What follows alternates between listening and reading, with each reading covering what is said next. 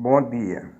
Prosseguindo com o meu depoimento sobre a minha vida e sobre acontecimentos dos anos da minha vida, hoje eu vou falar um pouco sobre como eu conheci Neuza da Rocha, que viria a ser posteriormente a minha esposa. Transcorreu o ano de 1966. Governava o estado o Sr. Alfredo Gurgel. Ele continuou o plano na área de educação sobre que a Luísa havia implementado de educação para os professores que estavam em sala de aula, porém não tinham o curso pedagógico. Esses professores no estado era chamado de professor leigo. Então, o objetivo de Aloysio e posteriormente de Monsenhor era dar o título de professor titular com o curso do magistério. Durante as férias dos alunos, que também ia ser férias dos professores na rede estadual. Então, eles vinham para Natal, se hospedavam nas escolas em Natal e ficavam na escola durante todo o período de férias pagando as disciplinas do curso. Foi nesse momento que eu tinha uma amiga minha chamada Maura, que morava próximo da casa de mamãe, na Aderbal de Figueiredo. E sempre eu conversava com ela, Dona Maura, o esposo dela, Elisete, que era filha dela, e a gente à noite ficava lá na calçada da casa dela, conversando. Até que uma certa noite eu deparo com Neuza. Ela me apresenta dizendo que é uma jovem de Nísia Floresta, que ainda era parente dela e que estava em Natal para fazer esse curso.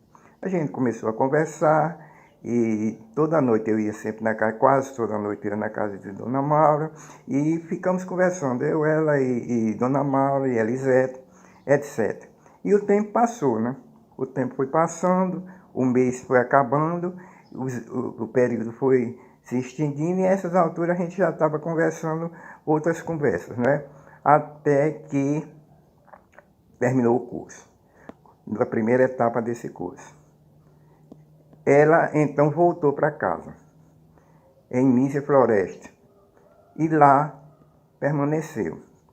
Eu fiquei mandando cartas, porque nesse tempo não tinha celular, não tinha telefone assim, móvel, né? E era difícil. Como eu trabalhava no Correio, no departamento de Correios na Ribeira, então eu lá mesmo fazia as cartas, datilografava e mandava carta pelo correio. Ou então pelo próprio rapaz que era cobrador do ônibus de Nísia Floresta, com quem eu já tinha feito uma certa contato. O povo era bom. A gente mandava uma carta para uma pessoa, para um rapaz do ônibus, e ele entregava à pessoa mesmo. Não tinha problema, não era violada, nada acontece. Mas a maioria eu mandava mesmo pelo correio. Até que um dia eu disse, eu vou conhecer a família de Neuza. E ela retribuía as cartas que eu escrevia. Então aí eu fui. Chegando lá, não tinha avisado a ela estava fazendo planejamento no dia de sábado nas escolas, que na realidade era rígido nesse tempo a educação e por isso que era boa. Nos sábados, durante a semana, os professores davam aula normal. E no sábado tinha que voltar à escola numa hora extra, sem ganhar hora extra, porém era hora extra. E eles iam, então, planejar para a semana. Cheguei e falei com a mãe dela e a irmã dela e fiquei esperando. Ela chegou, tomou um susto, porque eu não tinha avisado, mas não teve problema algum. O pai dela estava na pescaria. Norberto Felisberto da Rocha, uma das pessoas mais inteligentes que eu já vi na minha vida. E educadíssimo. Seu Norberto era uma pessoa educadíssima e uma pessoa muito inteligente e muito culta, mesmo sendo um simples pescador.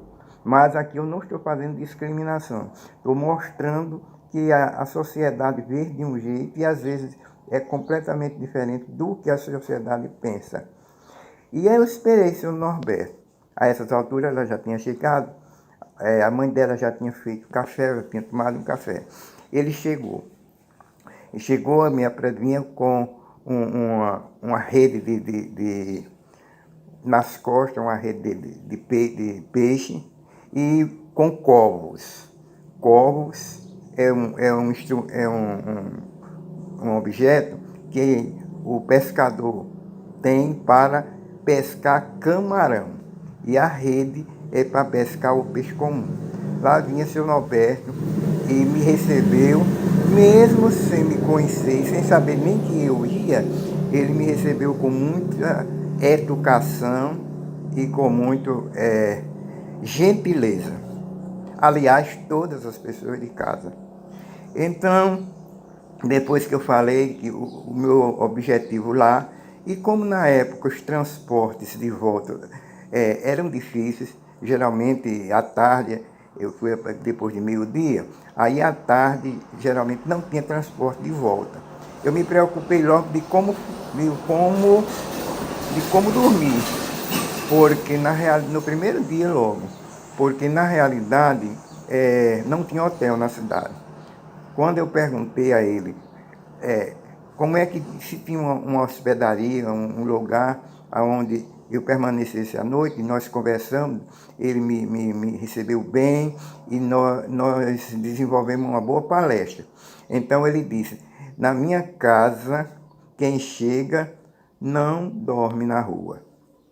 E isso numa forma simples de pessoas realmente do interior, mas que diz com toda sinceridade e espontaneidade. Pronto. Aí a partir daí eu dormi numa casa vizinha que me deu a hospedagem e a partir de então eu fiquei visitando em Nísia Floresta nos finais de semana. Às vezes eu chegava lá no sábado de manhã e voltava no domingo à tarde. Às vezes chegava no sábado de manhã e voltava na segunda pela manhã também. Porque também ela ia trabalhar. E assim transcorreu começou o nosso namoro. Eu fiquei indo lá, nesses períodos que ela estava lecionando, nos finais de semana, e então, além de e nos outros períodos, quando ela ia para Natal, eu me encontrava com ela em Dona Maura. 67 foi o ano que nós noivamos.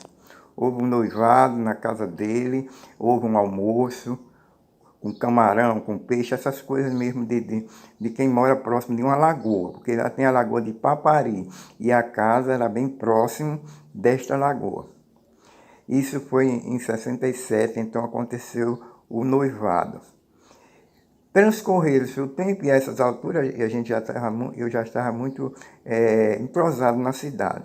Nos domingos a gente ia assistir à missa, celebrada por padre Otto Santana. O padre Otto Santana, ele é irmão do cardeal Dom Eugênio de Araújo Sales, um cidadão de muito prestígio na igreja, na época até junto ao Papa. E Dom Heitor também era irmão. Eram 3 irmãos padres. Dom Eugênio, Dom Heitor e Otto Santana, padre Otto Santana.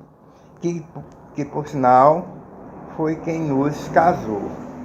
Transcorreu o tempo, nós noivamos, depois continuamos aí final de semana, íamos para a igreja, assistíamos à missa à noite, depois da missa a gente voltava e antes disso passava na casa da irmã dela lá em Nísia Floresta, mesmo na cidade de Nísia, Raimunda, e a gente conversava, tomava um cafezinho depois da missa. E depois a gente prosseguia a pé, que tinha muita gente que voltava para o porto, que é um pouco distante do centro, mas o povo gostava de andar, não tinha perigo nenhum de assalto algum. Em 1970, então, nós resolvemos casar. Nós resolvemos nos casar e ela já a essa altura frequentava a casa do papai e mamãe nessas épocas que ela ia estudar. ia lá em casa, conversava com o papai, conversava com a mamãe, conversava com as pessoas de casa, mas ela não gostava muito de estar andando assim, não. Ela gostava mesmo de que eu fosse para a casa de Dona Maura. E da casa de Dona Maura a gente conversar. Ela não era muito de gostar de ir lá em casa, de se encontrar comigo lá, não. Era uma atitude dela, não era nada de oposição ao nosso namoro, ao nosso noivado, não. Aí, em setembro de 1970, nós nos casamos na Igreja do Porto, presidido esse casamento pelo Padre Otto Santana. E eu trabalhando no Correio. Como a partir de 69 eu passei a trabalhar em Vila Flor, então eu ia a Vila Flor apenas uma vez na semana, porque não tinha movimento na cidade, não tinha movimento no correio da cidade. E a chefe da agência disse que eu ficasse apenas indo nos sábados levando a mala, nas sextas levando a mala e no sábado voltando depois de mais ou menos de 8, 9 horas da manhã, que recebesse as cartas das pessoas que fizessem a mala para voltar. E assim eu fazia. Então, o nosso casamento foi no dia 5 de setembro e e foi muito concorrido na Igreja do Porto. Então, concorrido pelas pessoas da minha família. Então, para ele foi meus pais, meus avós vivos, foi Manuel Jacques de Lima, Marcina Barreto de Lima, Francisco França de Souza, Adélia Vieira França, meus avós todos estiveram presentes, além de papai, mamãe, Gilvão, meu tio, Maria Vani, Maria de Fátima, Maninha, tudo meus irmãos, Luzia Vieira França, minha tia, estiveram presentes a esse momento. Depois do casamento, a essas alturas, nós já, durante o período de tempo de 66 até 70, nós tivemos condição de comprar as coisas da casa, mobiliar a casa.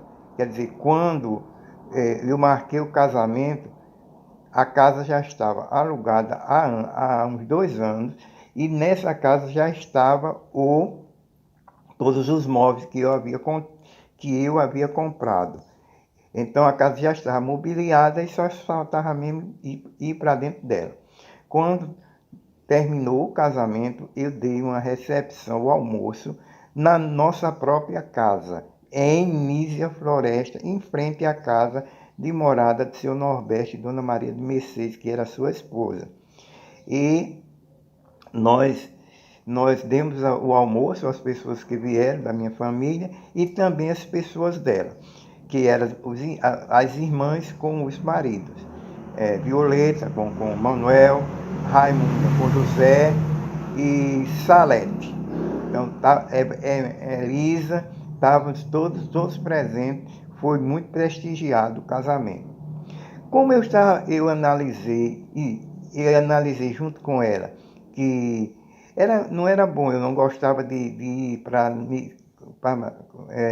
Vila Flor e de lá apenas uma vez por semana, então eu resolvi com ela de pedir minha transferência definitiva para Canguaretama, porque eu indo para Canguaretama, então eu ficava hospedado eu ficava em nossa casa e trabalhando na agência do Correio de Canguaretama. Então, daí para frente eu daria meus expedientes comuns, normais, o expediente natural de todos os dias. Entrando de 7, saindo de 11, entrando de 1, saindo de 5. Eu sempre gostei das coisas corretas. E dessa forma, nós fomos para Canguaretama. Ela transferiu-se para Canguaretama. Saiu da escola que ela estava lecionando e permanecendo ainda fazendo o curso. Já estava concluindo o curso de aperfeiçoamento que o governo estava promovendo, e então ela pediu transferência e foi lecionar em Canguaretama, numa escola estadual. E eu fui trabalhar nos Correios de Canguaretama.